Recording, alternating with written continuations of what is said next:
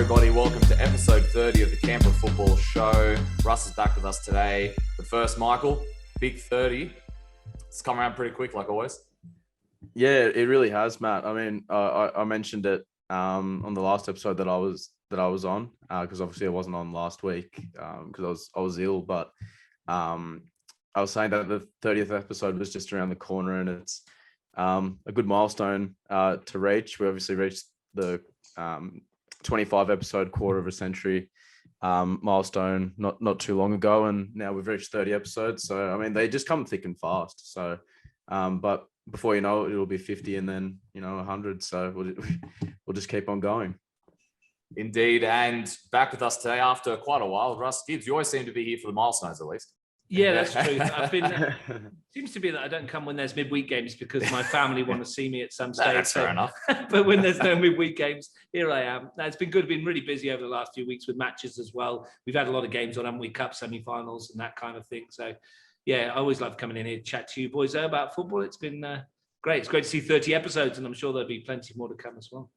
There certainly will be. Let's get started, everybody. NPL 1. We'll start with the match that Russ and I commentated on. Michael, what was the score on this one? Yeah, so it was Belconnen United at home to Tuggeranong United. The spoils were shared in this one, a 1-1 draw between the two sides. We had Bailey score in the 44th minute there for Belconnen United. And who was on the score sheet for Tuggeranong? Was it Gaia? Marco Gaia. Yeah. Marco Gaia on the score sheet for Tuggeranong. So another point for Tuggeranong United. They seem to be chalking up the draws at the minute. Not the best result for Belconnen at home either, but regardless, it's another point gained for Tuggeranong United in what has been a bit of a difficult start for them to start the 2021 season. Matt, obviously you were commentating this one alongside Russ. So do you just want to sort of break down how this contest played out between these two teams? Yeah, so sort of deja vu, I think.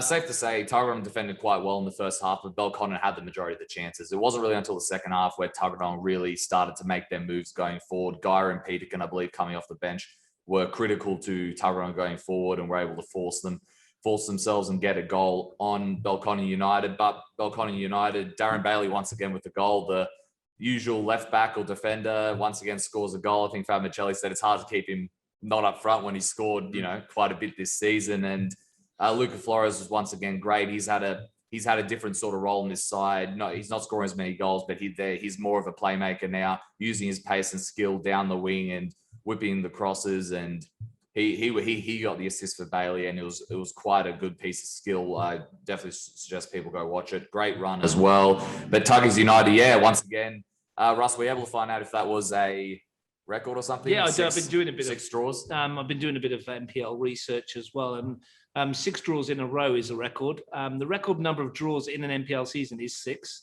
That happened in two occasions prior to this. In the first season in 2013 of NPL, 23 rounds. Canberra Olympic, I think it was, came away with 6 draws, and then there was another time when it was an 18-round competition when Woden-Weston got 6 draws as well. So Tuggeranong well on the way to beating that record. They've leveled it already after 8 rounds, but 6 draws in a row is a record as well. And it's probably not one they want, but what it is also is a Tuggeranong United record for unbeaten matches in a Premier League season as well since NPL started. So there's that to look forward to, and that to give themselves a pat on the back about. However, 6 draws in a row. It must be frustrating for Mitch. Mitch is trying to put his finger on how they can start doing this.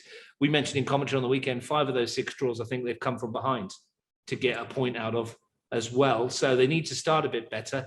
But they're not doing a lot wrong. I think they would be more disappointed with this one on the weekend, having played the final 20 minutes or so against 10 men after Isaac Clements was sent off. I think they would be a bit disappointed they didn't kick on, although they were lucky to escape with the point when Dustin Wells hit the crossbar late on with that strike, which Jacob Wiseman tells me he got a finger to. So credit to him. Didn't own up the other week when he handled it outside the area against Monaro, did he? But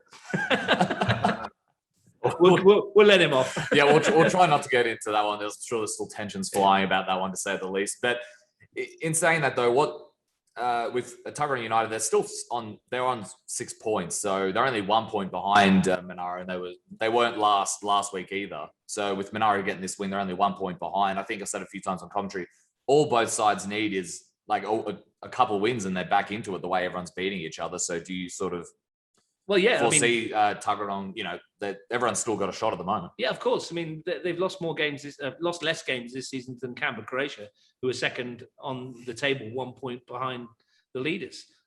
So there's not an awful lot wrong with them. Unfortunately, they can't keep drawing games. Somewhere along the line, they've got to start winning some. But they'll be confident of the fact that they've played everybody, and they've only lost 2. And they lost to Belconnen in the first round. Darren Bailey scored in that as well. They've got a draw this time around, so that's an improvement on that as well. If they can start picking up some wins, there's no reason why they won't climb the table. And we've said it every week, and we'll continue to say it. You can't pick these results. I mean, Darren Bailey, you mentioned his goal. That's his 5th of the season, his 9th of his career. And I think 4 or 5 of those have come against Tuggeranong. He loves scoring against Tuggeranong United. But for Mitch, I think still plenty of work to do. It's hard to be cross with your team when you've not lost for 6 games. It's hard to be overly enthusiastic about the fact you've not won for 6 games. They've now not won, I think, for 12 Premier League matches in total, which is a lot, a long time. For Belconnen, though, a good point, I guess. In the end, down to 10 men. I think they'll take that point, but they'll be disappointed they've not taken 3 as well. And that's the mark of the competition. Teams coming out, they expect to win, and they're not. So I think 1-1 on the balance was probably fair. Belconnen better in the first half. Tuggeranong much better, as you mentioned, in the second half with the introduction of Peterkin. And a great substitution by Mitch Stevens to bring on Marco Guy, who scored within about a minute of coming on. So honours even and probably fair. Michael, any thoughts before we move on to the next matchup? No, I think both of you pretty much summed that up really well. I think obviously the biggest takeaway is the fact that Tuggeranong United just have to find a way, and I'm sure Mitch Stevens is sort of chomping at the bit to exactly pinpoint what he can do to turn these draws into some victories. So obviously there's some positives to take out of it, which is that it's their longest unbeaten stretch that you mentioned, Russ, but at the same time it's taking away the ability to really build on getting some victories. So obviously there's obviously some positives to take out of this weird run that they're on with the draws at the moment, but hopefully they can turn that into a victory sometime soon. So we'll see if that happens in their next match.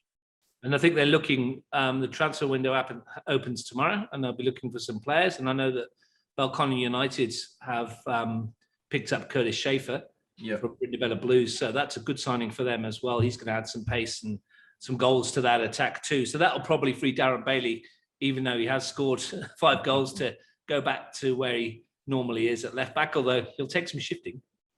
Yeah, 100%. That's a very good signing for Belconnen United. We've talked quite a bit about Curtis Schaefer in that regard. He scored again this weekend as well. We'll mention that a little later in NPL2. But Michael, the next matchup, Canberra Olympic 1, Monaro Panthers 2. Ihegi with the goal for Olympic, and McLaughlin and Habtemarian with a penalty for Monaro Panthers. Pretty important victory for Monaro, Michael. How did this one sort of play out? Yeah, I think it was an important victory, especially coming off their defeat of Canberra, Croatia in that intense semi-final shootout, which was very tense, but a great result for Monaro, and they've backed it up here with another win as well. So we talked about earlier on in the season how they were struggling to get results, but now they've gotten 2 very good results back to back, which is fantastic for the club and Frank going forward. There were a few chances to start the game. However, Monaro have been a side that are growing in confidence, and that was highlighted when Dominici and McLaughlin combined really well. So they were playing short, intricate passes to set up the opening goal. So we had McLaughlin play the ball to Dominici, make that run into the box. Dominici fed him the ball one-on-one with the keeper, just stuck it into the bottom corner to give them a 1-0 lead at the break. But Ihegi did really well to have that sort of striker's instinct 1 minute after the break. So finding himself just in the 6-yard area, converting a cross from close range to get Olympic back into it with the equaliser. However, Monaro then hit the front again from the penalty spot as Sam Habtemariam converted his strike into the bottom corner to give Monaro all 3 points. So like I mentioned, it was a very important win for Monaro. It's another disappointing result for Olympic, who are in a bit of a rut. Matt or Russ, or whoever wants to go first, to give your thoughts on how this contest played out. And I guess the importance of Monaro getting a victory on the back of their midweek win over Canberra, Croatia. Yeah, I think it's vital that they got the 3 points on the weekend. You can't let that momentum slip from what they did on Wednesday night, which was quite remarkable, really. It was a very tense cup semi-final. To go to Canberra Olympic and get a result, it's been hard for teams this year, so that's a good 3 points for Monaro Panthers. And of course, there's a modicum of revenge for that first round defeat where they were beaten 4-1 at home. The penalty decision that they got was perhaps on the soft side, but they've been plenty that they haven't got this year. So they'll look just to the week prior to that when I think it was Sam Habtemariam himself who went down against Tigers and didn't get a decision. So swings and roundabouts, as they say, and the Panthers got a good 3 points. And I think the important thing, and you alluded to it when you were talking about it, the goal that they scored at the beginning with Tom McLaughlin's finish against his former team, that intricate 1-2, first time quick, swift and incisive passing that Monaro Panthers did to score that goal, that's when they're at their best. And we've seen that sporadically this season, and we probably haven't seen that enough from Frank Aisha's point of view. I'm sure he'd say the same, because when they do that, there's not many teams in this competition that are better than them at creating those kind of opportunities. We saw it very briefly in the first game of the season where they scored a really good goal against Canberra Olympic. We've seen it on and off since then, but not enough from their point of view. And I think they're finding a rhythm now. We thought they might do at this stage. I mean, we spoke about this off air a lot, Matt, as well, where it takes a while to get a unit together. Tigers have gone down the same path. They're finding a rhythm now as well, despite their result this weekend. Took them a while to do it, but I think they've finally got there. For Robbie Katnach, I think it's a disappointing result in terms of that they got themselves back into the contest. Isesra Hegi's goal, as you mentioned, was well taken. They created it nicely. Didn't create enough after that to get a point out of it. And they've not won now for a number of weeks. So they'll start to think, well, hang on a minute, we need to start picking some points up as well. But on the balance of this one, again, I think it was a fair result. And the Panthers look forward to this weekend's cup final. And Monaro Panthers are the only team out of the 4 teams in both the finals, men's and women's, to get a victory this weekend heading into there. So that's an interesting sort of statistic there for Monaro. But we mentioned how sort of we sort of said, because we were talking about the deja vu with Tuggeranong getting the draw again. And if you look at the scoring, McLaughlin scored around sort of a similar time where Bassasilk scored in that first match, and then straight away Olympic score coming out of half time. So Monaro will be glad that they were able to sort of not make sure it was deja vu and sort of come back and get the victory. It was a close enough matchup, but this is a very important win for Monaro. But like you mentioned, Olympic are going to have to start picking up some points soon, because even though Tuggeranong are just only drawing at the moment, they're still able to catch up to Olympic where they are now in that regard. All right, so next matchup is Gungahlin United 1, West Canberra Wanderers 2, Thornton and Pordell. Oh, geez, sorry, I completely got that one wrong. And Anderson with the goal in the last 5 minutes for Gungahlin United. Another impressive away victory for West Canberra Wanderers. I believe this leaves them at the top of the table now. It does. There you go. So they're continuing to build off a great start to the season. They haven't lost too much this season. Thornton, once again, with a goal. He scored last week as well. He also had a very good goal, as well as Pudyal as well. Anderson's goal for the host, unfortunately for them, left it just a little too late for them to get into the side, because West Canberra Wanderers have also been very good defensively this season, besides the match against Tigers. But there was that streak where Tigers were scoring like 5 goals and 6 goals in their FA Cup match. That was the week where they were scoring 15 plus goals in the space of 3 games or something like that. It was insane for them. So West Canberra Wanderers with a very important victory, like we said, top of the table. Your Sister Silver's done such a great job with this side. It's been a full round of fixtures, Russ, from when we sat here in the first or second round when you were last on the show. And Ulysses De Silva's really done well with this side, considering the first match against Gungahlin United, they lost 4-1. He's done incredibly well. We talked about it in commentary with Steve Forshaw on the weekend, that game we did on the Sunday. And it's gone past the stage now where we're surprised. We can't be surprised by the results anymore because they're consistent and they're getting great results. And on the weekend, the first half was a bit of a non-event.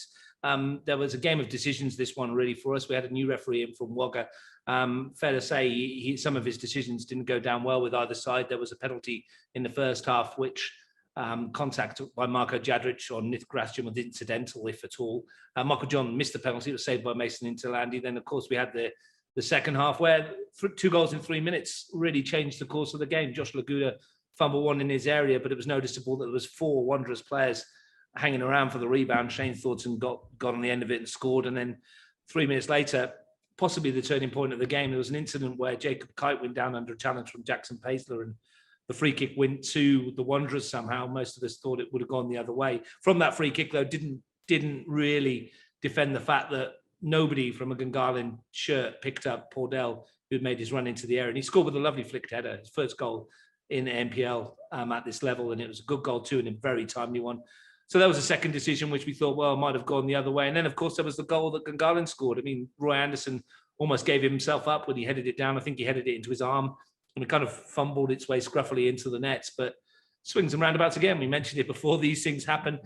For Ulysses De Silva, though, what a fantastic job he's doing with this group. At the start of the season, he had Lachlan Fields and Adam Di Franceschi as his centre-back pairing. Neither of them were there on the weekend available.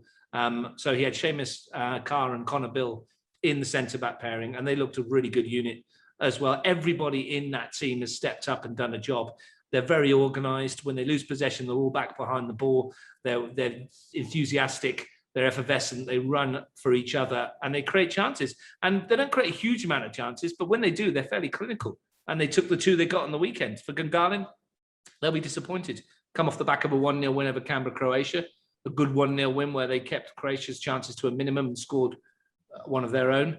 Looked a different side when Felipe Bernardo Madrid came back off the bench for the second half. And I think having him back fit again is going to help them no end. It will relieve a little bit of pressure on Michael John. And young Miguel Goncalves came on as well, and I thought he was very good too, so maybe he's pushing for a start as well. But take nothing away from West Canberra Wanderers. They started the day in third, I think it was, and ended the day top because other results went their way. And Michael, before we move on, when I chatted to Ulysses, he talked about how he's not comfortable with his side being that underdog side. And he said the only way to change it is by results. They're top of the table now, more than 8 rounds in. They haven't just gotten results, they've impressed while they've been doing it. Is it safe to say that they are no longer the underdogs? Yeah, I honestly think so. I mean, they've played fantastically well this season as a unit. They've been getting some fantastic results. They're obviously top of the table as it stands. So they've had a fantastic start so far this season. And I think that Ulysses deserves a lot of credit, especially for how he's gone about building this side through the complications that they had in the shortened season last year, to how they've bounced back and how he's sort of built this squad, how he's wanted to sort of construct it is it's fantastic to see. So I definitely think that they shouldn't have that underdog label next to them anymore, because they've been the most consistent side in the competition, and that's warranted their first place in the table. They're a great side, and they'll have a fantastic year, I'm sure of it, set to continue. Well, they've played everybody now, haven't they? And they've come back in. And the only team that's beaten them is the Tigers off the back of that. Gungahlin obviously won against them in round 1, but now they've come back and beaten Gungahlin. So they've played everybody, and they'll look at it and go, well, there's no one in this league that we fear. And the way they're playing, I don't see why they should. He's got a good group of players on the bench as well that are coming through that he can bring on. And I want to shout out to the young reserve goalkeeper, Callum Cook. He played in the under-23s on the weekend as a striker and got himself a goal, which was nice for him. I don't think his teammates were too impressed. They're like, we're never going to hear the end of this because not often your keeper gets on the score sheet, but fair enough to him. And great for Ulysses De Silva. And can they keep it up is the question now. They've proved everybody wrong after 8 rounds. We've got a long way to go still. It's important that they kick on. And Michael, what is our next matchup? Yeah, so our next matchup is Canberra, Croatia, up against Tigers FC. Canberra, Croatia coming back with a bounce back win after losing to Gungahlin last week, getting the victory 2-1 over Tigers. Verkic and Kalfas on the score sheet for Croatia, whilst Galevsky found the back of the net for Tigers. Canberra, Croatia, a big win for them, like I said, to come back and get this 3 points, considering the performance that they had last week against Gungahlin United, not picking up any points coming away from that contest.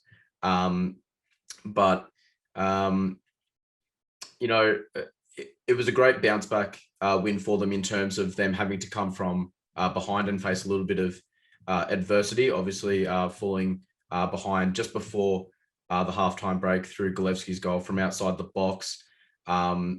They showed a lot of resilience to come out in the second half and look to attack, and that's exactly what they did, and creating chances, and that's what resulted in their 2 goals through Verkic finding the bottom corner with a great left-footed shot before Kalfas got brought down in the area by Jacob Cole.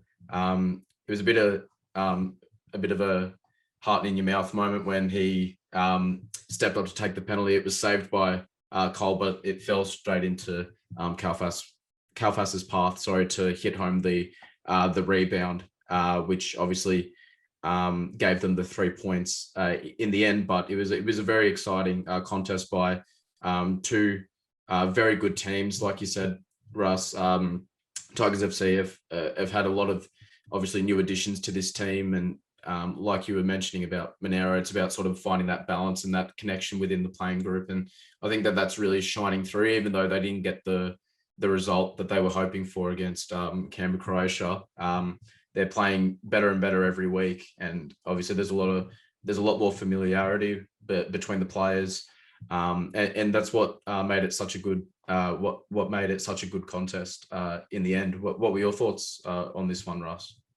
Real test of character for Canberra, Croatia, and they passed it with flying colours, having lost a chance to go top of the table against Gungahlin the week before when they lost 1-0, then to get knocked out of the FFA Cup, which make no bones about it, that was the competition they were really focused on this year. They'll admit to that as well. It was one that they picked the squad for. They were desperate to get into the round of 32, and it's not to be for them this year, losing on penalties. So going into that match on the weekend, Daniel Colbertaldo unavailable as well. Luke Pilkington wasn't there either. All of a sudden, you're thinking, well, they're flat. How do they lift themselves up from this? And a visit at the Tigers probably the best thing for them. And you saw it in the first half. It wasn't the best game in terms of quality, but it was end to end, and it was exciting. And there was not much midfield, was there? And it was back and forward. And the Tigers got the goal, as you mentioned before halftime. Really well constructed goal. Sam Whittier was instrumental in that. Good finish from Josh Galevsky, who seems to have found his feet now, having not scored in the first few rounds, and now he's got a couple in 2 weeks. Again, this is a better result for the Tigers than they got at home in the first game of the season, but they'll be disappointed they didn't hold on. Just a testament to Dean Yoogali and the strength of his squad, though. He can bring in Marko Verkic into a position which perhaps he isn't 100% sure of. He's more of a defender than that midfield role that he put him in, and he comes up with a superb equaliser, a left-footed goal. I mean, he doesn't get many Marko Verkic, but when he does, they tend to be good ones, don't they? Got a cracker against West Canberra Wanderers at Melrose Synthetic last year, and he got this one here. And when they needed something to go their way, it did. Matt Gudovic's pass for Nikos Kalfas for the penalty was sensational. Lovely ball, great take. Jacob Cole did nothing wrong, but Kalfas sold him and got the penalty. It wasn't a good penalty, and Cole saved it. But, you get a bit of luck and it goes your way, and Kalfas tucked it away. And they've come away with 3 points, and 3 points which at half-time left them looking at a sizable 4-point margin to the Tigers. And the Tigers having a little bit of a cushion at the top of the table. Suddenly everything turned round, and Tigers went from first to third. Canberra, Croatia consolidated their position in second, closed the gap, and West Canberra Wanderers went top. And that's the kind of division we're working with this year. But a real test of character for Dean Yoogani's team, as I said, passed with flying colours. They needed to. Might kick them on. They'll be, as really, really keen to get this league championship under their belt now, having missed out on the FFA Cup. For Tigers, disappointing for Ryan Grogan's team, but they've got big fish to fry this week. They'll if you said to them, we sat here next Monday and they've won the FFA Cup, and you're giving them the option, you lose at Croatia, but you win the FFA Cup, I'll take it. You'd take that every day of the week, wouldn't you? So it's not terminal for them. They'll bounce back from that, but a good 3 points for Croatia. Matt, any thoughts on this one before we move on? Yeah, I thought it was, like Russ said, great test of character to come back from behind against this Tigers side, who are arguably the most informed side heading into this matchup. And it was a good bounce back from the Monaro loss as well. Canberra Croatia, they've hit the crossbar quite a few times in their previous matches. They did it against Gungahlin, they did it against Monaro. I'm pretty sure they did it the week before as well. So for them, they would have felt like they've created all these chances, but they haven't been able to finish enough. So this will just sort of reiterate that that all the chances they're creating, they got to start putting more in the back of the net. And now they are. When you create as many chances as they do, eventually those goals will come. They were coming at the start of the season. It was just a little patch where they weren't, but now they're back to winning ways, and they get a week off like most other clubs and go at it again, and they'll hope to not be the seventh draw for Tuggeranong United, as we'll mention very shortly. So are we ready to move on to the quick previews, Michael? Yeah, let's do it. So round 9 fixtures, we have first up, we have West Canberra Wanderers at home to the Monaro Panthers, Saturday, June 12th, 1:15 at Melrose Synthetic. I'm going to go for a West Canberra Wanderers win. They're just playing really good football at the moment, scoring some great goals. They're the most obviously the most informed side in the competition, top of the league. They're playing fantastically well. So I'm gonna back them to get the win over Monaro. What about yourself? Yeah, I agree. I'm going to go with West Canberra Wanderers on this one. Now, Monaro obviously do play in the FFA Cup. Considering it's a week, it's not a midweek match, I don't think that's going to have much bearing on this matchup. So I'm going to go with West Canberra. I just think their form at the moment is just insane, and they're just playing really well, and their defensive abilities at the moment is really, really good. Everyone's working for each other well. But in saying that, I think it is going to be a pretty close matchup. I don't think there'll be a lot of goals in this one. So do you have any thoughts on this one, Russ? Yeah, I disagree with you in some respects to the fact that they are playing in the FFA Cup final this weekend. It all depends on what the result is for me. If they win that game against the Tigers on the weekend, the boost that will give them for the rest of the season is massive. And I think they'll go into that fixture with West Canberra Wanderers on an absolute high. Conversely, they lose the match. It's difficult to recover being that close to national competition and big competition and potential huge clash with an 80 team. It is what we said with Canberra Croatia about how you lift yourself from that. So I think that will have a bearing on it. However, West Canberra Wanderers at Melrose Synthetic are a really difficult team to play against. In saying that, they've lost twice at home this season as well, and the Panthers are hitting some form. What I will say is if the Panthers do win, it's going to throw the league wide open again, isn't it? And they're going to be right back in the mix. It certainly will. I more just meant physically because physically it won't hurt them. Yeah, and they've got a big enough squad to not worry about it anyway, I think. But physically, you're right. Mentally is the challenge for them, and either way, worth watching that one because it's going to be a cracker.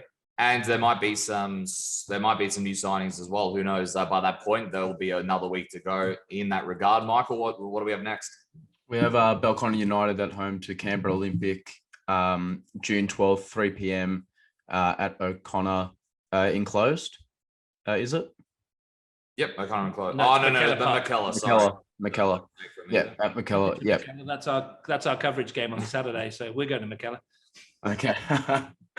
I'm going to go with Belconnen United in this one. I know that they got the draw against Tuggeranong United. It's not the result that they were hoping for, but I expect them to bounce back, especially against a Canberra Olympic outfit that's really struggling at the moment to get results, which they weren't struggling with to start the year. They started the year really well, but they've obviously fallen off a little bit.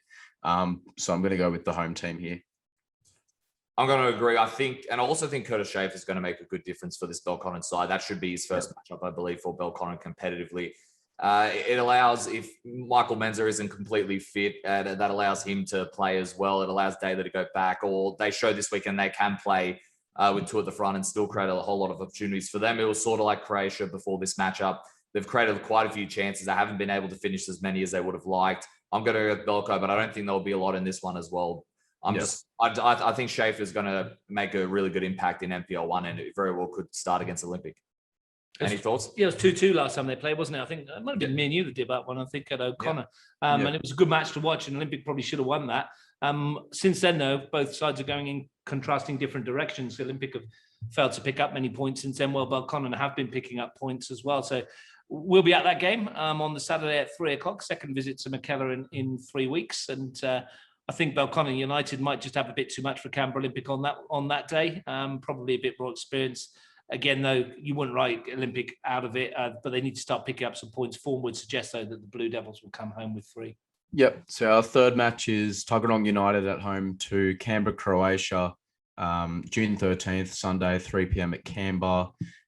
I'm going to go for a Canberra, Croatia win here, especially on the back of that very important win that they just got over Tigers. We talked about their resilience and overcoming that deficit at halftime, where their back was a little up against the wall, being behind, and then they showed great character to come back and win that one 2-1. So I expect that to carry over into the Tuggeranong United game, but you never know. It could very well be 7 draws in a row, or Tuggeranong might sneak it and then cause a bit of a shock through the competition. But I'm going to stick with Canberra, Croatia.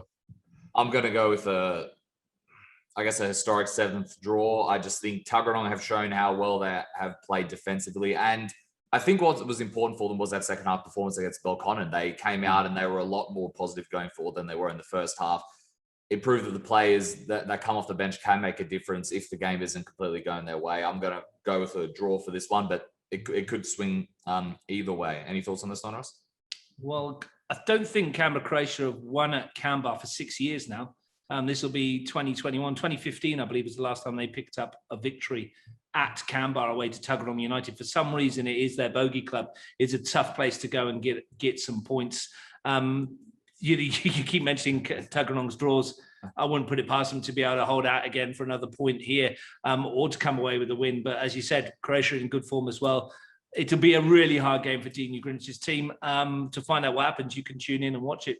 We'll be there live on the Sunday as well at Canberra, on the new scaffold on the opposite side as well. It's actually coming this week. Well, it's there. It's there. They can use it on the weekends, but we'll be using it for that game on the 13th. You'll have a whole new view if you've never been to Canberra before of what it actually looks like on the other side. So it's going to be a good game, that one. And I think Mitch Stevens will be looking at it and going, well, no better time to break our drawing streak than by beating the league champions. Yep. No harder fixture. And next up, Michael? Yeah, so lastly, we have Tigers FC at home to Gungahlin United, Sunday, June 13th, 3 p.m. at Nijong Oval there, out in Cooma. This one's very tough. I'm going to side with Tigers FC. I expect a bit of a bounce back for them against Gungahlin, but Gungahlin are in similar shoes in terms of looking to bounce back from a loss. So both teams will be eager, obviously, in this contest to get back in the winners column to get 3 points. But I'm going to stick with Tigers to get the victory here. Although they did lose to Canberra, Croatia, I think that over the last sort of 3-4 weeks, they've looked really good. And they're sort of just continuing to build on the sort of philosophy and foundation that they've set for themselves in terms of their playing style and the players that they've got in there at the moment. Like you said, Russ Gillespie's sort of finding his feet now as well in front of goal, which I'm sure they've loved. And that's obviously why they brought him in for him to rediscover that sort of scoring touch that he displayed at Monaro. So I'm going to go for Tigers FC to get a home win here. I'm going to go Tigers as well. They're just in really good form at the moment. And unfortunately, Gungahlin United just aren't able to have that consistency there. Like they had the Croatia game and then they had this one, and there's been several we could mention several matches where they've won and then they've lost, or the one and they've drawn and they just haven't been able to keep that consistency going. And obviously there is still that mental aspect, like Russ mentioned. I just think that Tigers at the moment are in really good form, and I think they might just get the victory. Any thoughts on this one before we move on to NPLW, Russ? Yeah, just quickly, I think it's going to be a tough one for Gungahlin. It's always a hard place to go anyway, Nigel, but in the depths of winter as well, when it is not a very nice place to be when it's in terms of the weather. It's going to be hard for Gungahlin, I think, to get a result there. The Tigers at home are a good side, but Gungahlin will have Felipe Bernardo Madrid back in the 11, you would think, and I think that's going to make a big difference to them. So don't be surprised if they get something from this match, because Marcel Munoz has got a really good culture and team spirit at that team. And again, we'll refer to the fact that it's the Cup final week and what Tigers get a result in that, how it will be mentally for them afterwards. But everything would point to a Tigers win, you would think. And Michael, quickly, just let you know you've taken the lead in NPL1 tipping comp. I got a big fat 0 this week for the second time, and you got 2. So you've broken away 10-8 in NPL1 in that regard. All right. Now up NPLW, we got Wagga City Wanderers 0, Belconnen United 4, Ewan Bomford with 2, and Backhouse with a goal over there at Gissing Oval. So it was 4-0 over there. Another strong victory for Belconnen United as they now go level. They take advantage of Canberra, Croatia falling to the CUA, like we'll mention shortly. And they're now on top of the table. And I believe they are ahead on points. No, not on points, on goal difference. Goal difference. I don't know why it said points there. So, yeah, it's a big one for the confidence of Belconnen United, because they did have, obviously, the loss to Canberra, Croatia, and then they did have the draw against West Canberra Wanderers. Wagga City did well to hold them out for periods of the game, though. They only conceded 1 goal with a ball over the top, which has been their Achilles heel so far in terms of their defending this season. But they'll be a little disappointed that they had a few defensive mistakes for the other goals in the box. Do you have any thoughts on this one, Ross? I think we spoke to Michael Zukowski before the Cup semi-final, and he was talking about how important goal difference might be this season. And I think he's spot on at the moment, because they got the result they needed. Belconnen with a 4-0 victory. It's always hard to go to Wagga City Wanderers and get a result anyway. It's a long road trip, and it's good to come away with a win for them. And it's really opened everything up, hasn't it? Because we're going to talk about the other results in a moment. But all you can ask for when you go away from home is a professional performance, 3 points and a clean sheet, and they've got exactly that. And congratulations to Riley Ewan for her first goal at WMPL as well. She scored a couple in the Charity Shield, showed us what she's all about. Now she's off and running. Another attacking weapon he's got at his disposal. And another couple of goals for Bomford as well, who's really made her mark on this Belconnen United side. Michael, any thoughts before we move on?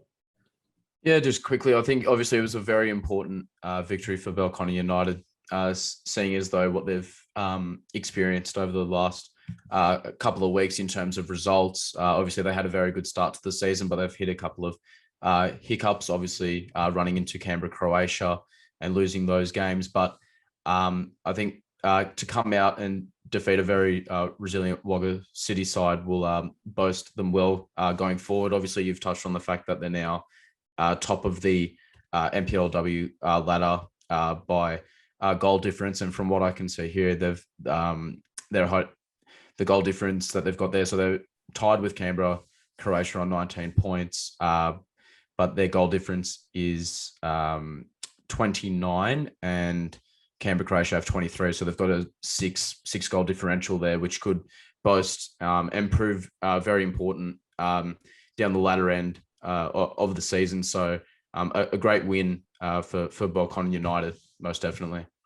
Quick thing for Sam Graham, Wagga City Wanderers. I know they've had a few season-ending injuries to their players, so they are on the lookout for some more talent to add to their squad as well. So if you're in that area, or you fancy a trip to Wagga every other week, give Sam Gray a call and Wagga City Wanderers. They're a great club, and they'll look after you as well. And they do develop some great footballers down there who go on to better things as well. So it's a good nursery for them to play in. So if you're interested, give him a buzz. Yeah, so our next matchup is Canberra Olympic getting a great win against the informed West Canberra Wanderers. So that was a 1-0 victory for Olympic with Sykes getting the goal in the 56th minute, which proved to be the difference. A big 3 points for Canberra Olympic, most certainly. So it was a good victory for them in their third clean sheet of the season, which they'll be very pleased about. They've really improved defensively in recent times, and it shows that that the solid displays that they've been able to put on, which has resulted in these clean sheets, and how defensively great they've been over the last few weeks. So that's just a testament to them and how well they've performed, and obviously picked up a very big victory against West Canberra. Sykes on the score sheet again for Olympic. We're so used to saying that. She's normally, a constant on the Canberra Olympic goal scoring sheet. So kudos to her. On the other side, this is West Canberra's first loss in 5 matches. And just like Canberra, Croatia, we'll be heading into the Fed Cup final with a loss. So the 61st minute straight red card to Tiana Jaber for comments made to the ref means she might miss out on the Fed Cup final this weekend. We're not so sure about the ultimate determination in regards to that and how that will play out before that final. Russ, what did you make up of this matchup? Obviously a huge win for Canberra Olympic, which puts an end to some great form that West Canberra have been able to put in over the last month or so. Yeah, a win not without its controversy. The winning goal, there was a huge amount of chat whether the ball had gone out of play before the cross was put into the penalty area for Ash Sykes to nonchalantly notch what I think was her 10th goal of the season in all competitions as well, which is a great return so far from Ash Sykes. But I think Emma Stanbury and West Canberra Wanderers felt very aggrieved on a number of calls that they feel didn't go their way on the weekend. And as you said, the red card to Tiana Jaber is huge for their prospects ahead of the cup final.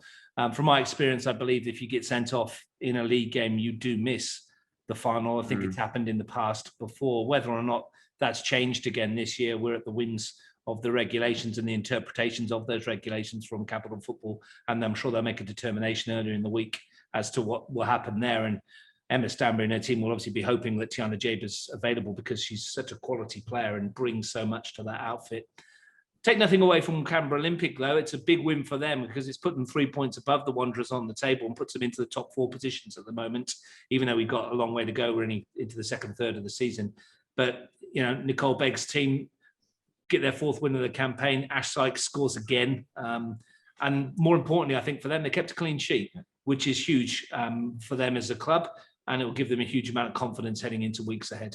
Especially considering they had those rounds of matches where they were playing well, but they conceded quite a bit. So that's why, with, like Michael mentioned, with the 3 clean sheets, it'll just keep building their confidence because we all know what they can do in that attacking version. But yeah, you mentioned Tiana Jaber. That is such a massive loss.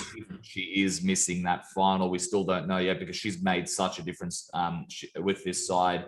She's added to their defensive abilities with Whitfield, and then also she adds a lot going forward, helping Maguire and Mackenzie as well is the one I was thinking of. She did really well against Gungahlin from the matches I saw that I commentated. She did really well. So you'd have to think that she would have been detailed for Brittany Palumbi. I think, from my own personal experience, that she would have been the one that probably picks up Britt Palumbi in that final, considering the quality that Palumbi brings to the team and the way she can change a game.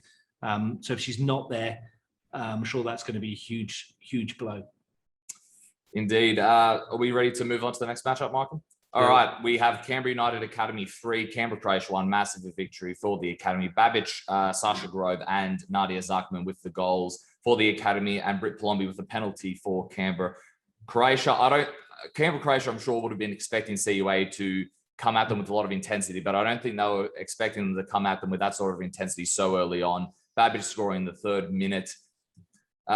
We've mentioned this intensity that Vicky Linton is brought to this side that we didn't see last season.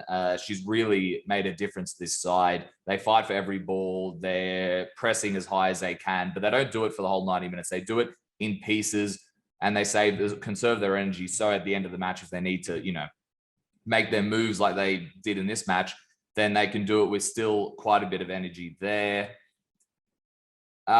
Now, some of their goals might have been a bit fortunate, with one of them being a deflection. But hey, you have to take advantage of those chances. And let's not forget, it was the pressure from CUA that sort of created, those opportunities as well. So credit to them. That was a fantastic performance from them, and they're looking really good for the top 4 at the moment. I know there's still a long way to go, but they're doing really well, Vicky Linton's side. In terms of Canberra Croatia, though, they did create a lot of chances.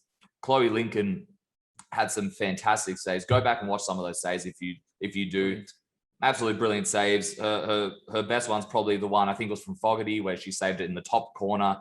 Great leaping save. And then one where she stopped, I think it was Brittany Palombi coming in the box. She came out off her line, stopped her near the edge of the box to deny her shooting in that regard. That young lady did a terrific job in goals. And she's definitely the future of the CUA, that's for sure, with the performances she put in. But yeah, Canberra Croatia created a lot of opportunities, to say the least. So I'm sure they will be annoyed with the loss. I'm sure they'll be annoyed that they were denied quite a few opportunities, because on any other day, they probably would have scored half of them. But Chloe Lincoln was just in superb form. So not the way they would have liked to enter it, but hey, West Canberra Wanderers are also entering into that final with a loss as well. So it's sort of even in that regard. Do you have any thoughts on this one, Russ? Well, sometimes you get a team that you can't play against. I mentioned it against Tuggeranong and Canberra Croatia at Canberra, and it seems to be that Canberra Croatia's Achilles heel at the moment is the academy. They had to come back from 2 down, I think, in the opening match of the season to get a point, and this time they couldn't recover from 2 down, 3 down, in fact, to get back into this one. What it does do is it potentially makes a 2-horse race now a 3-horse race. Another entrant, if you like, into that top echelon, because I believe that puts Canberra United Academy a couple of points behind the top 2 now, and they've now shown that they can win against the league champions, and they'll have no fear, and they don't carry any with that Vicky Linton side. They've only lost once this season, so have the top 2 as well. So there's nothing in it amongst them, and it was a great performance from the youngsters from the academy. And what they showed as well as their verve and the attacking intent that you talked about was a little bit of steel. Yeah. And a little bit of mischief, and a little bit of I guess it was that bit of fight that you want to see in players that you wouldn't normally see at that age. And they did frustrate Canberra Croatia quite a bit in that regard. Yeah, they weren't there. There were no reputations on the line, and they were looking at it going, well, I don't care who I'm playing against. Just going to get stuck in, start ruffle a few feathers, and yes, they can play pretty football, but it was good to see them getting involved in the steelier side of it as well. Great performance from the academy. I'm looking forward to seeing some more. Any thoughts on this one, Michael, before we move on? I think it's a fantastic performance by Canberra United Academy. I think considering the fact that it seems as though at the start of the season they were still trying to find their way a little bit, but I mean over the last sort of few weeks that they've been playing some great football and gotten some great results, and this result here just really highlights that. I think so. They'll be definitely looking to continue that moving forward, and like you said, Russ, just adding another team into the mix that's looking at finals football. But there have been a number of sides that have been impressive in the NPLW this season. I've been very impressed with the quality spread out across the competition. So well done to Canberra United Academy. It's a great win for them against Canberra Croatia, the defending premiers. The competitiveness has definitely picked up in that regard in NPLW, to say the least. Matty Moore and Jeremy mentioned it plenty of times on the show, Michael Ardra as well, when they were on the show for NPLW. So we had Tuggeranong United at home to Gungahlin United, and Gungahlin United picked up a much-needed win, 4-1 away from home. Tuggeranong opened scoring the 6th minute through McGee, and then Gungahlin scored 4 unanswered goals after that through Tolu from the penalty spot, Pennyfield, Sander, and Stella DeMarco. Obviously, it's a result that Gungahlin United desperately need, considering how things have been sort of transpiring over the last 3-4 weeks in terms of results, and them not sort of being able to find a way to break teams down and get results. They seemed like they're in a bit of a real rut, and we talked about that in previous episodes, and just sort of pointing out when or how they were going to get themselves out of it, because we know how good of a team they are. It just happens to some teams sometimes where you just find yourself in a position where you just can't get results no matter what you do, and what you do on the field, it just isn't transpiring to then getting 3 points and the results that you need to climb up the table. So it's good to see Gungahlin United get out and get a victory, even if it's at the expense of Tuggeranong United. But it's great to see Tuggeranong United in the instance of actually coming out aggressive and actually taking the lead in this match, because it's something that we've talked about of them, how they've struggled, obviously, and just the different things that we've discussed that that we've raised in terms of concern for them and their playing group going forward. But I mean, it's fantastic to see that they still put in the effort week in, week out. And I mean, that effort obviously warranted a great start to the game for them to take the lead in that game against Gungahlin United, which is fantastic for the club. And hopefully they can just build on that without looking too much at the result itself. Russ, do you have any thoughts on this one? Yeah, it was only their second goal of the season, wasn't it? Maddie McGee scoring for them, and Zoe Terry, I think, got them first. They don't score many, and that's obviously a struggle when you're at the bottom of the table. You need to score more. The only disappointing thing, I think, from their point of view was once they got in front, which they threatened to do against Belconnen a couple of weeks ago as well, is that they couldn't hold on and they conceded a penalty again, and it gave Gungahlin a way back into the contest. Now, when things are going against you, things are going against you. Poor old Steph Coates, I think she's conceded 3 penalties in 2 weeks now.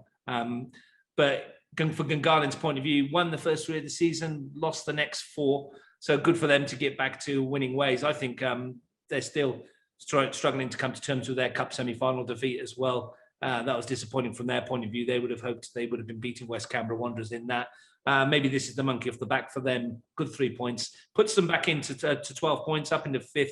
They'd have been disappointed that the Academy beat Canberra, Croatia as well, because it opens up a 5-point gap between those two sides. But Canberra Olympic are within touching distance, West Canberra within touching distance, 6 teams realistically pushing for 4 spots. It's going to be a good second half of the season.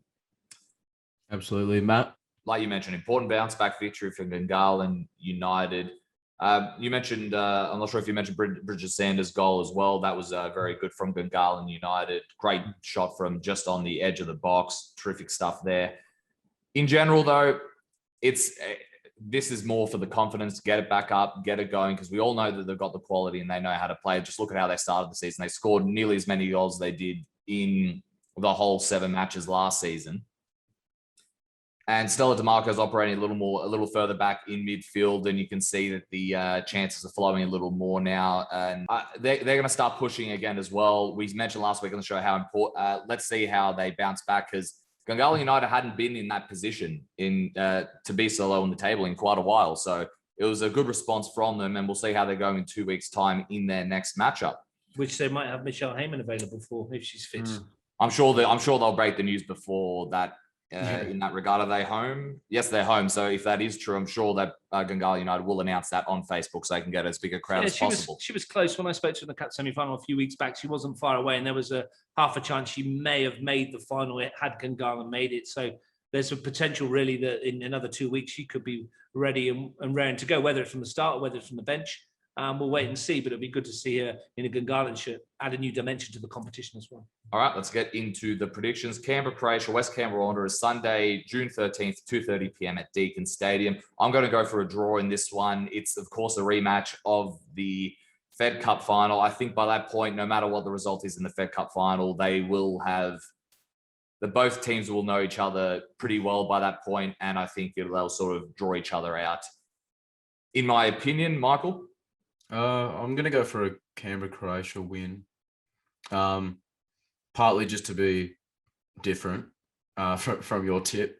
But I do expect by that time, obviously it'll be a great encounter between the two sides. I expect it to be very close, given how they've performed this season. And even though they've gone through the recent hiccup of both of these teams losing this past weekend, I think that it'll be a very close game, and I just expect Canberra-Croatia to edge it. Any thoughts on this one, Ross?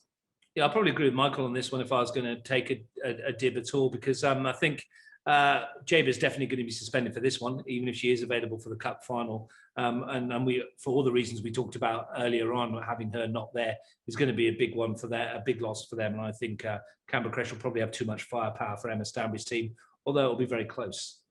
Wagga City Wanderers, Tuggeranong United, Sunday, June 13th, 2:30 p.m. at Gissing Oval in Wagga. I'm going to go for Wagga for this one, but Paulo Romero's side. By that point, they'll be about 3 matches or 2 matches under his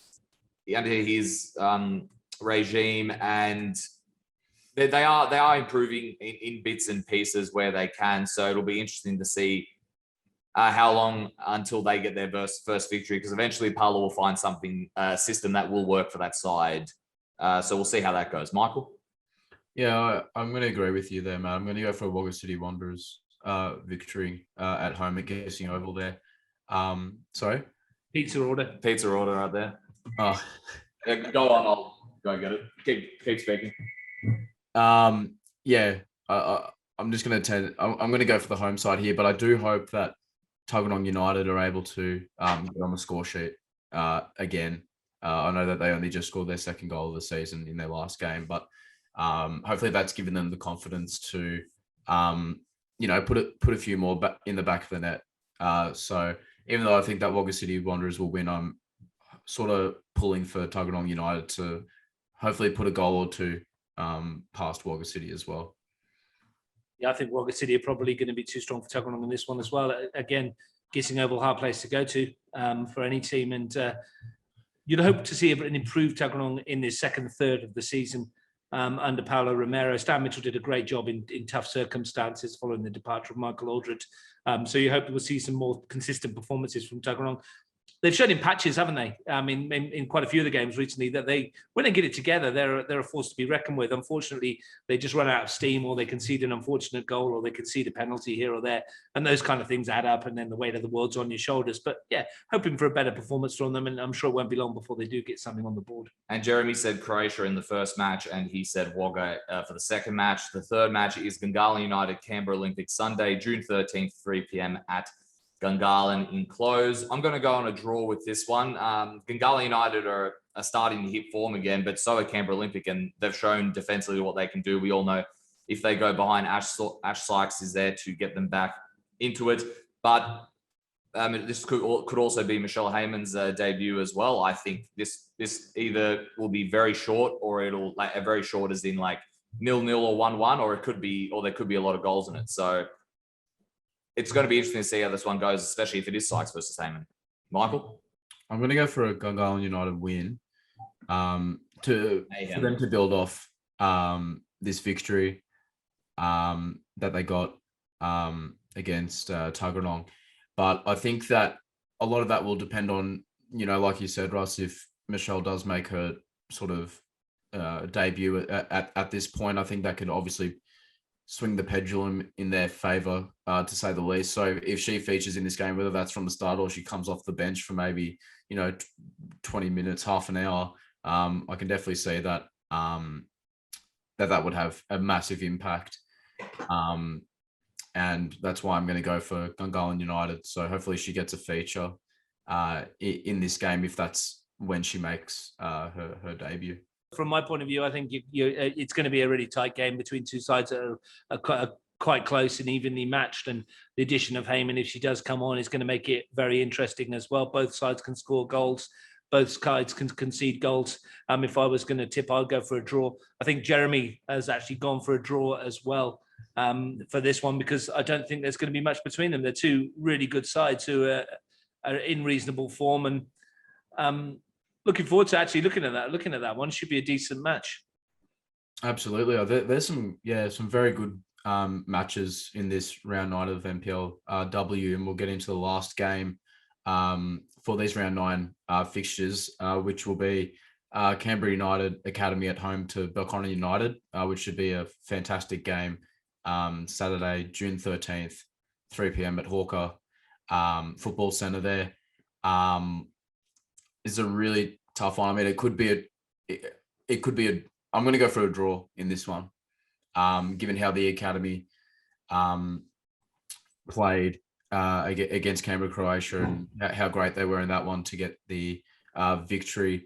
But also on the other side of the equation, you've got Belconnen United, who are coming off the back of a good win. They're obviously top of the table on goal difference. I don't think there's obviously a lot separating these two sides like there are. Like there also isn't much to separate the others, some of the other sides in the other fixtures for this round. So I'm going to go for a draw in this one. I'm going to go for CUA. I just think they're in really good form. They've shown that they have no fear against the bigger oppositions. In saying that, though, this could be a high-scoring one, actually. Regardless, I just think it'll be close either way. And yeah, sorry for my tardiness. There was a delivery here, and for some reason they called the cafe instead of my brother's number. So there you go. My apologies. Anyway, are we ready to move on to MPL2 now? Yeah, I was just going to say about that one, it could go either way, couldn't it? I mean, we've just seen Canberra United Academy come out on top at home to Belconnen. Hawker Football Centre is a real leveler as well in that respect. Belconnen probably won't enjoy playing on it. It should be a great game, and I believe that might be the one that's being covered by Jeremy and in the WMPL commentary that weekend. If it is, tune in because it should be a belter. It certainly should be. And quickly, MPLW, you and I, Michael, 2 each this week. Michael, Jeremy killed this week with 4, so he's creeping up on us. It is you and Jeremy tied on 21 points in second place, and me still the top with 23 points in MPLW. All right, moving on. Jeremy got 4 out of 4. Jeremy got 4 out of 4 this week. Yeah, it seems unlikely, doesn't it? All right, MPL2, which is also starting to spice up, especially near the top of the table. ANUFC 2. Canberra White Eagles 1, Carter's and Hines. Carter's once again with the goal has been incredible lately. And McCarthy once again with the goal for White Eagles, a consistent scorer for them. White Eagles, from most accounts, started very brightly, broke well, but tried to defend ANU because they knew ANU would control the majority of possession, as they do in most matches, probably bar the Queanbeyan City match so far this season.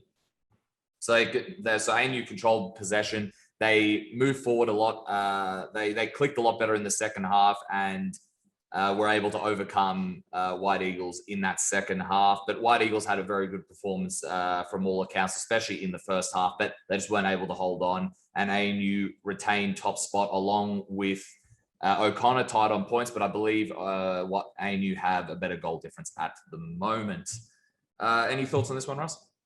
Yeah, and you big win for them to come from behind as well. Shows some good character and determination as well. Ed McCarthy, as you mentioned on the score sheet.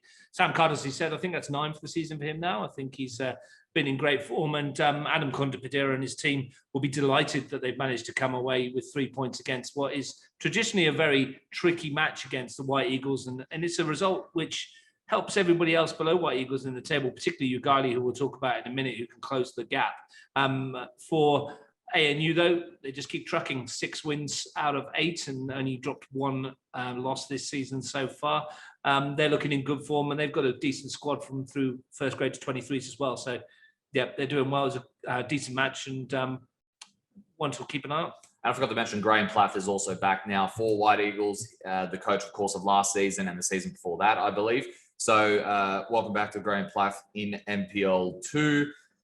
He knows his side quite well, and they've done well with him in the past. So it'll be intriguing to see how the rest of the season goes in that regard. It was surprising when they let him go, wasn't it? I mean, considering the how well they did last year. I mean, they didn't win it, which is probably a prerequisite if you're coach of the White Eagles, is to come away with the trophy. But yeah, surprising they let him go, but he's back now, and we'll see how he goes. Keep an eye on it. I mean, you two hit the nail on the head pretty much with the ANU results. A good bounce back result for them, I think.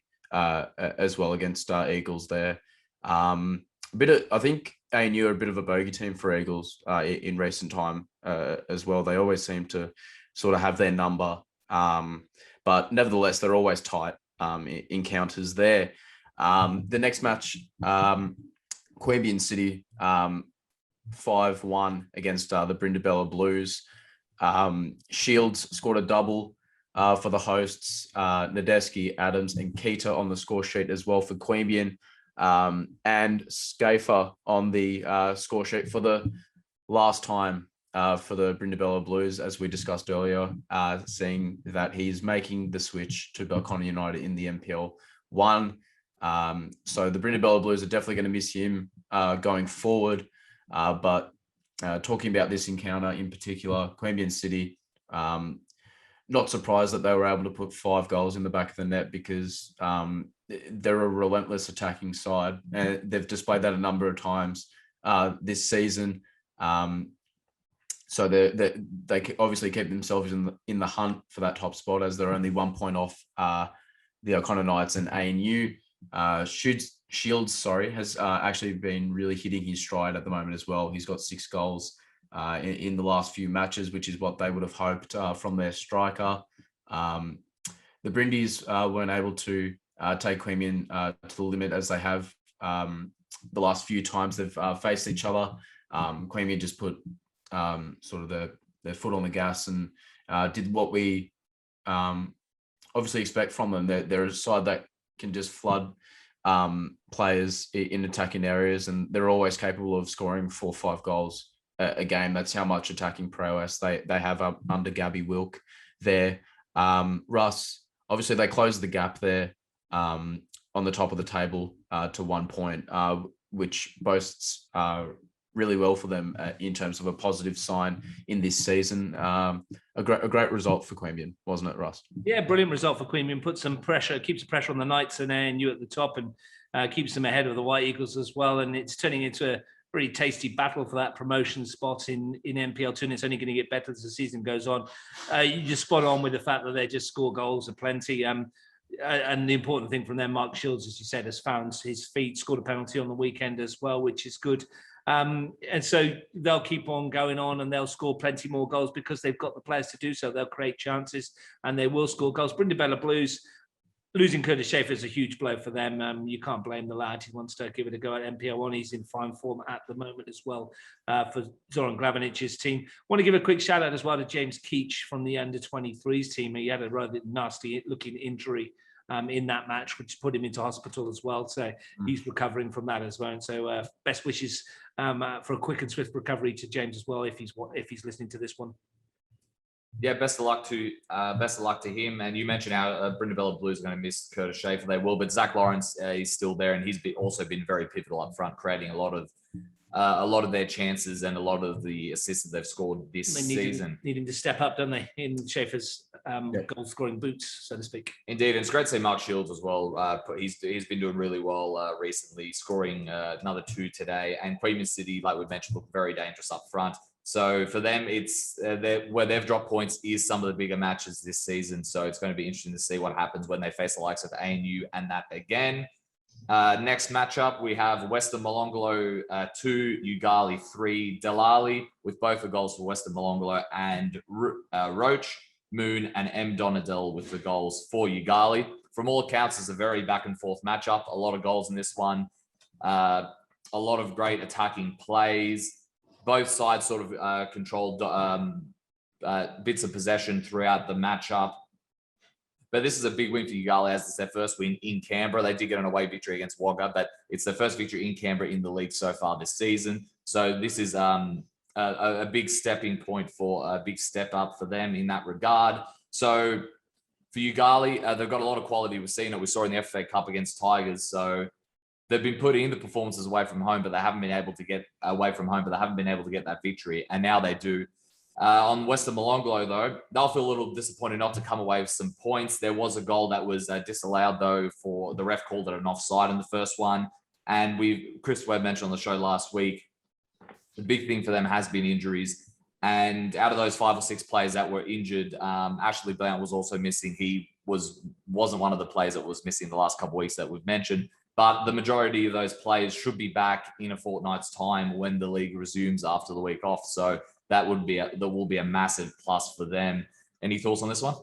Important for Yoogali to get the 3 points, wasn't it? I mean, a game against Western Molonglo, they would probably expect to win. But Western Molonglo, and I've mentioned it twice in this show already, teams that you struggle to play against, Yoogali seem to have issues with Western Molonglo, with the style that they put out, the combativeness that they put in.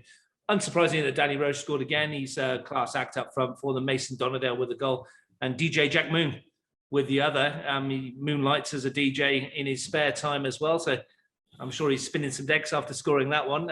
But for Yoogali to come to Canberra and get a result is fantastic for them. With White Eagles losing as well, I mentioned it does close the gap to that top 4 as well, which is at this stage of the season might not seem important, but psychologically it is. And it keeps them in touch, doesn't it? Because at the moment that division looks like it's going to split into a 5-3 shift where you've got 5 that are pushing for promotion and the top 4. And at the moment, Wagga City and Western just clinging to the coattails of them and needing results to go their way. For Western Molonglo, they'll need those players back because it doesn't get any easier for them next week, does it? Or in their next match away at Queanbeyan City. So if they can get them back and they can get that defensive solidity that they had when we were talking this time last year under Ned Jeans' team, they'll be a tough beat. Any thoughts, Michael, or are we ready to move on to our last matchup? I think I'm ready to move on. I think the other thing I can really say that I think is of importance that you guys have already raised is the fact that they got their first away victory in Canberra this season, which will do really well for them in terms of their confidence when they head back on the road going forward. So a great away victory for them, and it's just something that they'll obviously look to continue to build on now that they've finally got that away victory success. And to save us loads of text messages and messages, they did actually win in Canberra in the Cup. Yes, I did. You did mention the league thing. I did mention okay. I did. Well, in the NPL2 competition, that was their first. I mean, you mentioned it.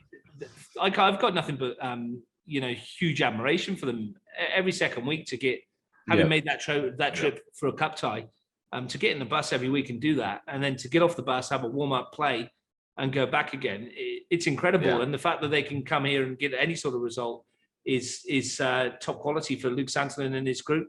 Just hope that they can keep bringing competitive squads each week as the season ticks on, as the injuries start to roll in as well. They're in for the long haul, and that's a good thing. Yeah, so our last matchup in NPL2 was O'Connor Knights getting a victory over Wagga City Wanderers, 3-1 in that one. The O'Connor Knights scorers were James Ward with 2 and Walsh. Whereas for Wagga City Wanderers, it was Ochang who got on the score sheet. Another important victory for O'Connor Knights as they stay top of the league alongside ANU. Jade James Ward has really come into his own this season with O'Connor, arriving at the club from White Eagles before the season began, and he scored two goals in this one. So I think he's really come into his own from the start of the year, where O'Connor was struggling a little bit, but now that they've managed to put some results together and they've got themselves up tied top of the table, he's really come into his own as well, which is great to see.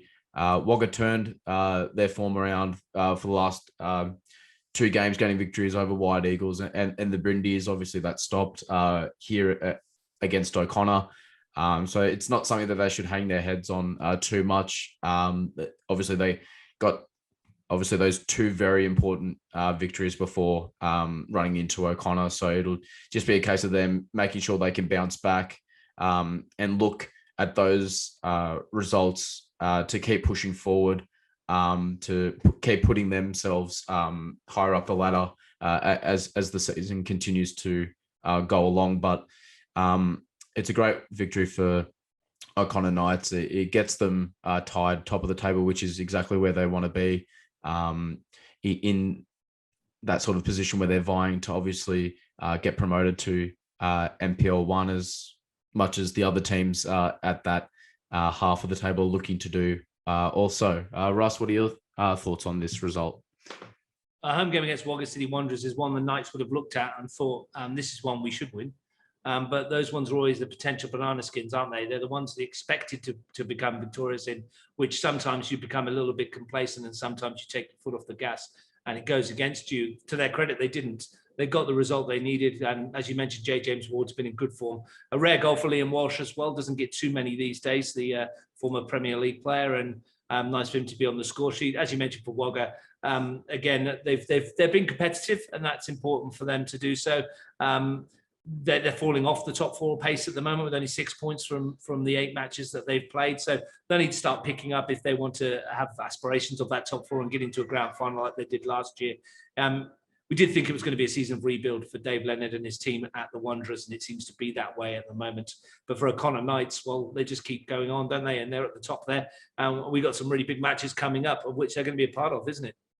Yep. Indeed, and credit to Wagga for bouncing back the last 2 weeks as well. I'm sure it would have been easy for them, considering how much. I know a lot of teams have changed in NPL2, but like we've mentioned, there was probably more changes there than anywhere else, especially to that starting 11. I think he mentioned in an interview I did with him this week, only like 3 players or something were in that squad last season. Yeah, and a wealth of experience has gone as well, and that's huge, especially with players that have had experience of playing in Canberra competitions before. They know what it's all about.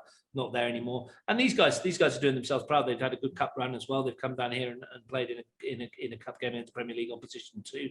And we saw them beat Brindabella earlier in the season as well. And a couple of results recently. So they've got the ability, haven't they? It's just a question of whether they can keep turning it on when they come here each week. All right, Michael, what are the round 9 matches?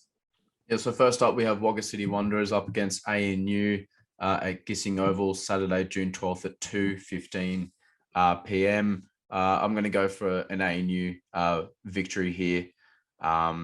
Even though they'll have to make do with the travel requirements, I do think that the ANU's, their quality will get them over the line. So I'm going to side with ANU getting the 3 points in this match. I agree. I'm going to go with ANU. It is going to be a tougher match than people think. Like you mentioned, the travel there. It's never easy to travel to places like Wagga and Griffith. They're always strong outfits at home, but ANU have proved this season that they can sort of be very adaptable and win or at least get some points against every sort of opposition. So I'm going to go with ANU. Any thoughts on this one, Russ? Yeah, I think you're probably both pretty correct with that one. I would suggest Wagga City have struggled to score at home this season, funnily enough. Didn't score in the first 2 matches against O'Connor and Yoogali, but did find the net in the 1-0 win over Brindabella. So they've shown they can do that. Against Brindabella, that's a good result. ANU, different kettle of fish. They're a very strong side. They've shown on their travels that they can get results at places like Yoogali as well, even considering that was 2 days after their cup quarter-final for Luke Sandelin's team. But ANU on their travels are good. There's a reason they're top of the table at the moment. So next up, we've got Canberra White Eagles at home to Brindabella Blues, Saturday, June 12th, 3 p.m, Woden Park enclosed. I'm going to go for a White Eagles victory here. I expect them to bounce back. And I do think that the absence now of Schaefer for Brindabella Blues will play a massive impact for Brindabella.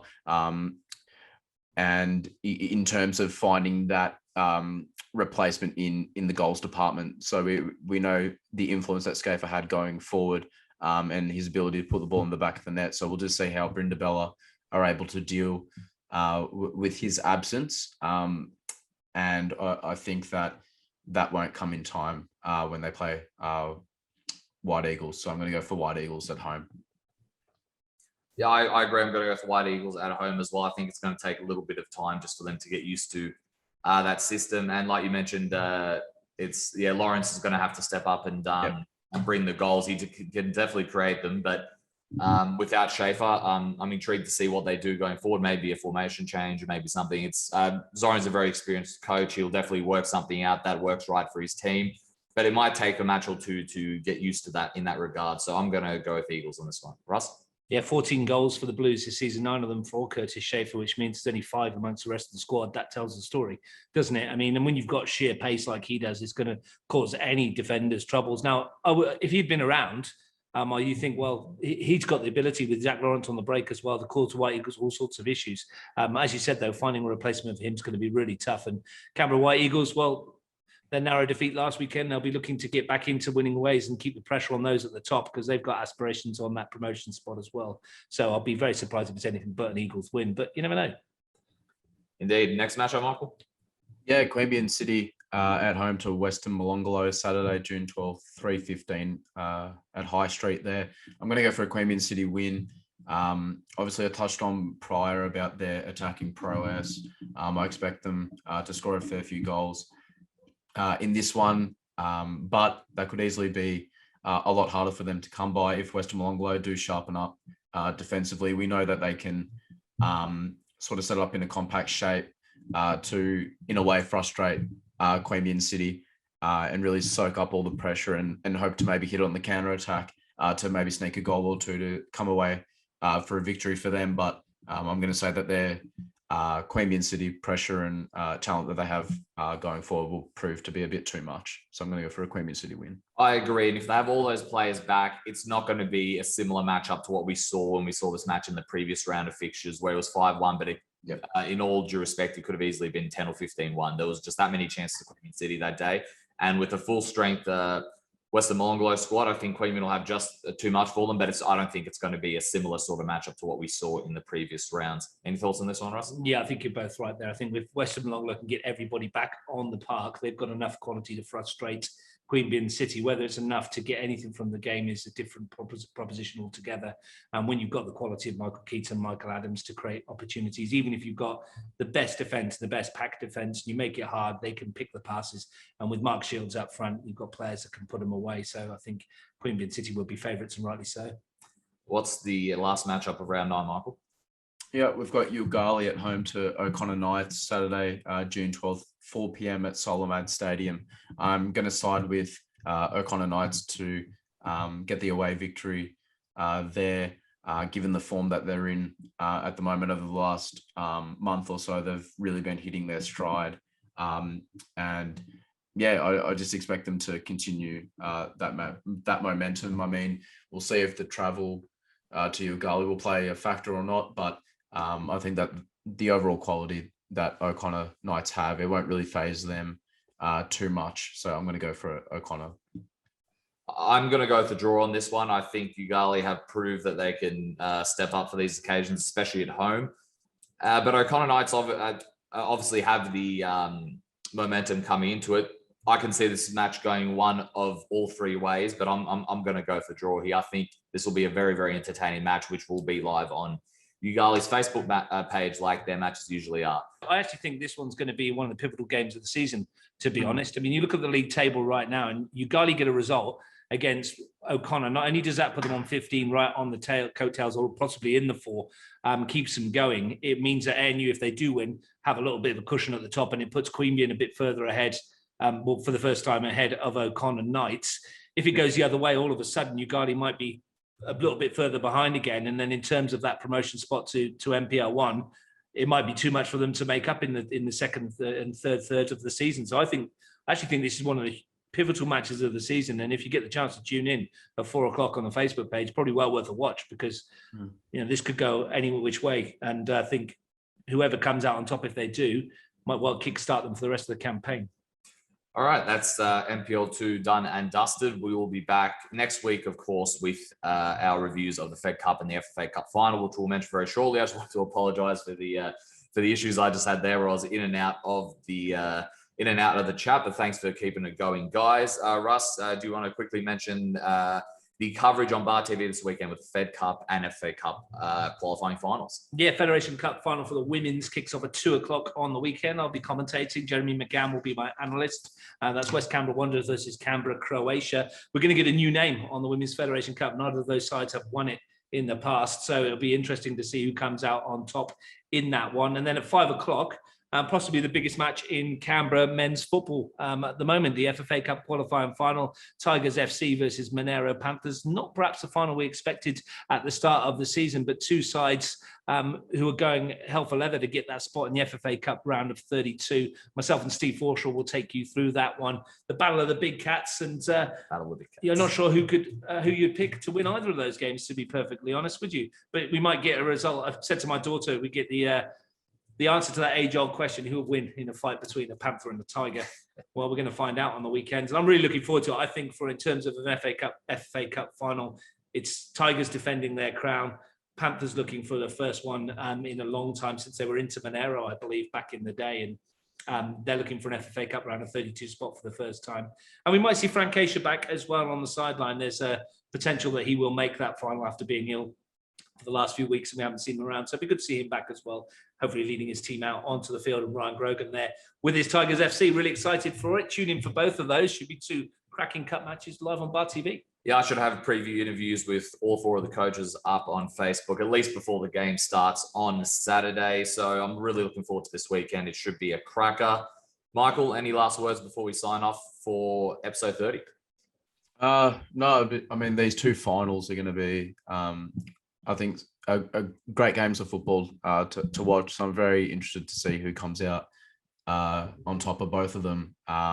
So we might not have much to dissect in terms of games like we normally do, but nevertheless, it will give us more of a chance to talk about those two games in particular when we do our next episode. So looking forward to that. I'm certainly looking forward to that. Russ, thank you for joining us. Hopefully we'll see you next week for the reviews. Yeah, thanks very much for having me back on, guys. It's been great to have a chat about NPL football as always, and continue to do the good job that you two do with this show. 30 episodes young and still going, and sure around for many, many more. Look forward to the weekend. There's not as much football on, but they're two massive games that everyone is certainly looking forward to. If you want to tune in Bar TV. If you want to get there, Deakin Stadium is the place to be this Saturday. You can actually sit by the commentary tower and get the best of both worlds. And get it in real time instead of the 1 minute delay or whatever it is. Yeah. Thank you very much, everyone, and we'll see you next week for those reviews. Thank you.